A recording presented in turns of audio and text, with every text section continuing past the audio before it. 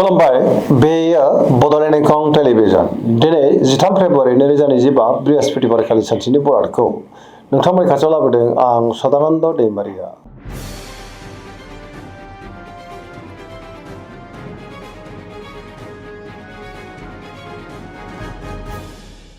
सिगां फरायलादों मेष राशि गिबि हांखो अ ल दिनैनि साना जोबोर मोजां बहानिफ्रायबा दिनै हरखाबै मोजां खौरांबो फैनो हागौ जेरावबो जाफुंसारगोन सुथुरखौ दिनै गोरलैयैनो फेजेननोबो हागोन सोरबा लोगोजों बाख्नायनानै गोसोआ दिनै जोबोर खुसि जागोन बहाबा दावबायनो एबा हान्थिनो खाबु मोननो हागौ आरो मोजाङैनो हान्थिनोबो हागोन मावलांनाय खामानिखौ दिनै गोरलैयैनो मावफुंनो हागोन सोरजोंबा बाख्नायजानोबो हागौ देहाया दिनै मोजाङैनो थागोन रांखावरियाव मोजां होनजायो बेफार फालांगियावबो दिनै जोबोद मोजां मुलाम्फा मोननो हागोन आरो आयाबो बांनो हागौ मोननो गोनांखौबो दिनै मोननो हागौ नखराव बिदा फंबायनि गेजेराव अनलायनाया बांगोन बिमा-बिफानिफ्राय अननायफोरखौ मोननो हागौ बिसि-फिसायनि गेजेराव मोजां सोमोन्दो थागोन गुबुननि गोसोखौ दिनै गोरलैयैनो बोनोबो हागोन लाइमोनफ्रा जोबोर खुसि जागोन आरो गावबा गावनि गोसोनि साननायफोरखौ दिनै फोरमायलायनोबो हागोन पजिटिभ एनार्जिनि गोहोम गोग्लैगोन सरासनस्रायै दिनै साना जोबोर मोजां आरो मोजाङैनो बारग'लांगोन।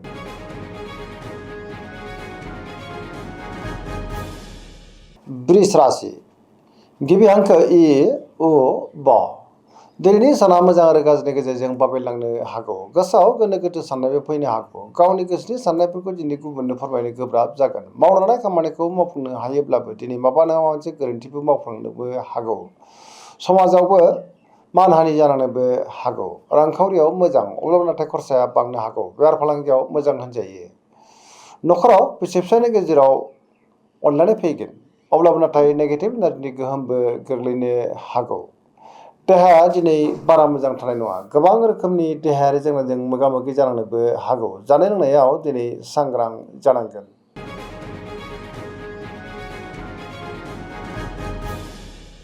मिथुन राशि गिबि हांखो क स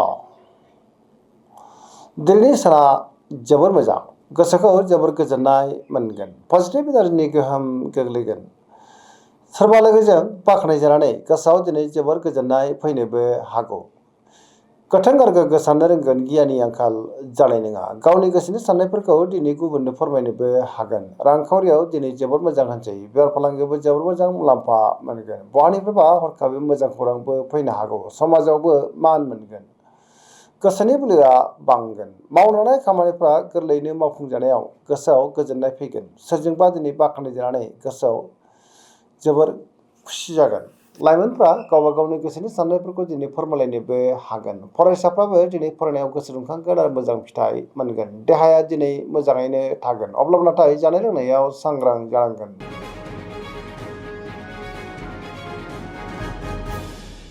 कर्कट राशि गिबि हांखो ड ह दिनैनि साना जोबोर मोजां गोसोखौ दिनै जोबोर गोजोननाय मोनगोन सोरबा लोगोजों बाख्नायजानोबो हागौ बहाबा दावबायनो एबा हान्थिनो खाबु मोननो हागौ आरो मोजाङैनो हान्थिनोबो हागोन गोसोआव दिनै पजिटिभ साननाय फैगोन मावलांनाय खामानिफोरखौ दिनै थि समावनो आरो गोरलैयैनो मावफुंनोबो हागोन रांखावरियाव मोजां बेफार फालांगियावबो दिनै जोबोद मोजां मुलाम्फा मोननो हागोन देहाया दिनै मोजाङैनो थागोन समाजाव मान मोननो हागोन फरायसाफ्रा दिनै फरायनायाव गोसो दुंखांगोन आरो मोजां फिथाइ मोननोबो हागोन गुबुनजों दिनै मोजां सोमोन्दो लाखिनो रोंगोन आरो पजिटिभ एनार्जिनि गोहोम गोग्लैगोन।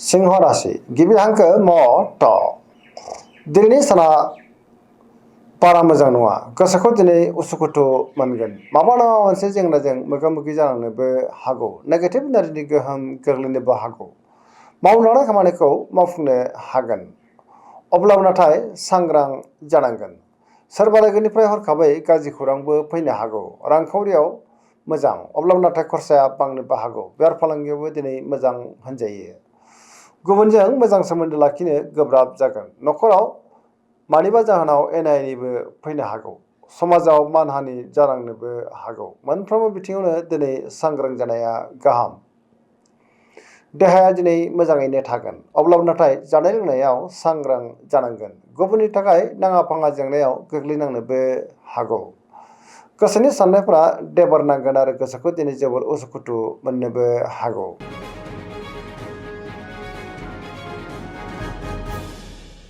कन्या राशि गिबि हांखो प ट दिनैनि साना मोजां आरो गाज्रिनि गेजेरजों बाबेनलांनो हागौ। गोसोआव गोनो गोथो साननायबो फैनो हागौ। गावनि गोसोनि साननायफोरखौ दिनै गुबुननो फोरमायनो गोब्राब जागोन। माबा नङा मोनसे जेंनाजों मोगा मोगि जानांनोबो हागौ।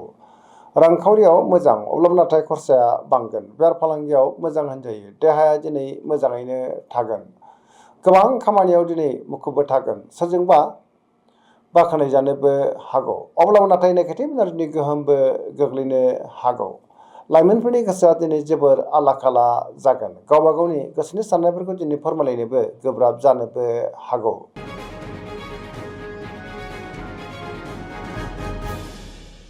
तुला राशि गिबि हांखो र ट। दिनैनि साना जोबोर मोजां। गोबां रोखोमनि जेंनाखौ दिनै गोरलैयैनो सुस्रांनो हागोन। गोथों आरो गोग्गो साननो रोंगोन। गियाननि आंखाल जानाय नङा। समाजाव मान मोनगोन। मावलांनाय खामानिफ्रा दिनै गोरलैयैनो मावफुंजानोबो हागौ। देहाया दिनै मोजाङैनो थागोन। अब्लाबो नाथाय जानाय लोंनायाव सांग्रां जानांगोन। रांखावरियाव मोजां, बेफार फालांगियावबो मोजां होनजायो। अब्लाबो खरसायाबो बांनो हागौ। न'खराव दिनै बिसि फिसायनि गेजेराव अनलायनाय फैगोन। समाजावबो दिनै मान मोननो हागौ।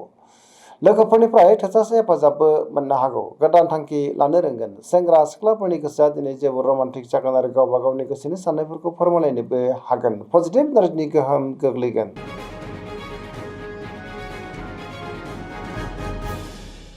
वृश्चिक राशि गिबि हांखो न स। दिनैनि साना जोबोर मोजां। बहानिफ्रायबा जोबोर मोजां खौरां मोननोबो हागौ। पजिटिभ एनार्जिनि गोहोम गोग्लैगोन। सोरजोंबा बाख्नायजानोबो हागौ। सोरबा गोजाम लोगोजों बहाबा लोगो मोनलायनोबो हागौ। गोसोआव दिनै गोथों आरो गोग्गो साननाय फैगोन। गियाननि आंखाल जानाय नङा। गावनि गोसोनि साननायफोरखौ गुबुननो फोरमायनोबो हागोन। गोसोनि साननायफ्रा दिनै मोगथाङाव जाफुंनोबो हागौ। गोसोनि बोलोआ बांगोन। समाजावबो मान मोननो हागोन। न'खराव बिमा बिफानिफ्राय अननायफोरखौ मोननो हागौ। रांखावरियाव मोजां, अब्लाबो नाथाय खरसाया बांगोन। बेफार फालांगियाव मोजां होनजायो। देहाया दिनै मोजाङैनो थागोन। फरायसाफ्रा दिनै फरायनायाव गोसो दुंखांगोन आरो मोजां फिथाइ मोननोबो हागोन। लाइमोनफ्रा जोबोर रमान्टिक जागोन आरो गावबा गावनि गोसोनि साननायफोरखौ फोरमायलायनोबो हागोन।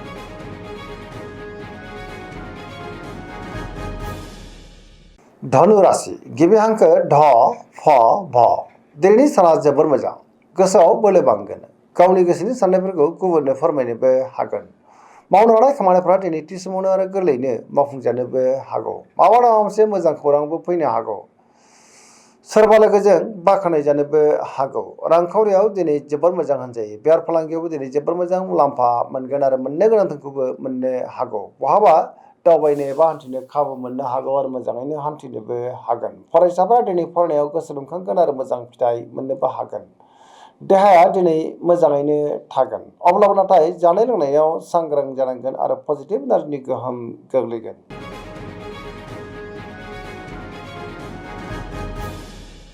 मकर राशि गिबि हांखो ख ज। दिनैनि साना जोबोर मोजां। गावनि गोसोनि साननायफोरखौ गुबुननो फोरमायनो हानानै गोसोआव गोजोननाय फैगोन। मावनो हानाय खामानिफोरखौ दिनै थि समावनो आरो गोरलैयैनो मावफुंनोबो हागोन। लाइमोनफ्रा जोबोर खुसि जागोन। गावबा गावनि गोसोनि साननायखौ फोरमायलायनो हागोन। गोसोआ दिनै जोबोर रमान्टिकबो जानो हागौ। रांखावरियाव दिनै जोबोर मोजां होनजायो। बेफार फालांगियावबो दिनै जोबोर मोजां मुलाम्फा मोननो हागोन। अब्लाबो नाथाय खरसायाबो बांनोबो हागौ। गुबुनजों मोजां सोमोन्दो लाखिनोबो रोंगोन। मोनफ्रोमबो खामानिखौनो दिनै गोरलैयैनो मावफुंलांनो हागोन। गोदान खामानियाव आखाइ होजेननो हागोन। बिमा बिफानिफ्राय अननाय आबोरखौ मोननो हागोन आरो बिदा फंबायनिफ्राय हेफाजाबबो मोनगोन। सेंग्रा सिख्लाफ्रा दिनै गावबा गावनि गोसोनि साननायफोरखौ फोरमायलायनोबो हागोन। फरायसाफ्रा दिनै फरायनायाव गोसो दुंखांगोन आरो मोजां फिथाइ मोननोबो हागोन।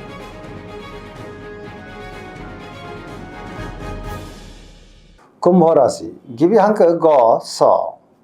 दिनैनि साना मोजां आरो गाज्रिनि गेजेरजों बाबेनलांनो हागौ। गोसोआव गोनो गोथो साननाय फैनोबो हागौ। मावनो हानाय खामानिखौ मावफुंनो गोब्राब जागोन। माबा नङा मोनसे हेंथाबो फैनो हागौ। बहानिफ्रायबा हरखाबै गाज्रि खौरांबो मोननो हागौ। समाजाव नाथाय मान मोनगोन। गोबां मुंदांखा सुबुंजों दिनै बहाबा लोगो मोनज्लायनोबो हागौ।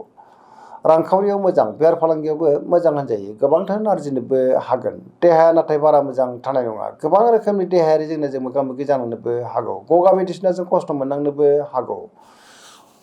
जानाय लोंनायाव सांग्रां जानांगोन। बिमा बिफानि अननाय आबोरखौ मोननो हागोन। बहाबा दावबायनो एबा हान्थिनो खाबु मोननो हागौ आरो मोजाङैनो हान्थिनोबो हागोन।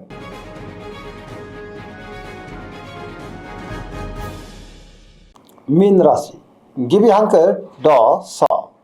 दिनैनि साना मोजां आरो गाज्रिनि गेजेरजों बाबेनलांनो हागौ। गोसोआव गोनो गोथो साननायफोर फैनो हागौ। गावनि गोसोनि साननायफोरखौ दिनै गुबुननो फोरमायनो गोब्राब जागोन। नेगेटिभ एनार्जिनि गोहोम गोग्लैनोबो हागौ। गोसोनि बोलोआ लोरबां जागोन।